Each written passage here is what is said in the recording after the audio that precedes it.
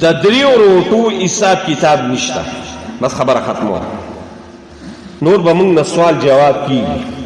درې طعامونه داسې دي چې د دې حساب کتاب به نه وي، او نور چې دا وبمس کو مونږه کنه نو ثم لتسألن یومئذ عن النعیم. الله په مونږ ډېر نعمتونه راکړي دي، خدای راله نورم راکړي او الله دې راله د شکرې توفیق هم راکړي.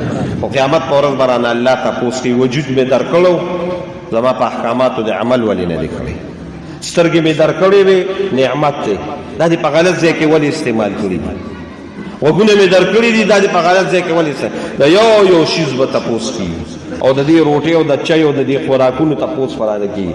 درې طعامه دي چې د دې تپوس په د قیامت په ورځ نه کېږي. یو د پېشمني روټۍ، چې کوم سړی د پېشمني روټۍ خوري، پېشمني چې ورته تاسو وایي، خدای دغه حالات او دغه روژه دې الله زموږ په زندګو کې بار بار راولي. نو د پېشمني خوراک روټۍ تپوس په الله د قیامت په ورځ نه کوي، او بل د روژه ماتي د روټۍ تپوس په الله د قیامت په ورځ نه کوي. او دریم نمبر چې د الله د رضا دپاره دې په میلمه کومه روټۍ خوړله، د دې روټۍ به هم تپوس د قیامت په ورځ نه کېږي. دا په تاسو موږ ټولو ته دغه کېږي.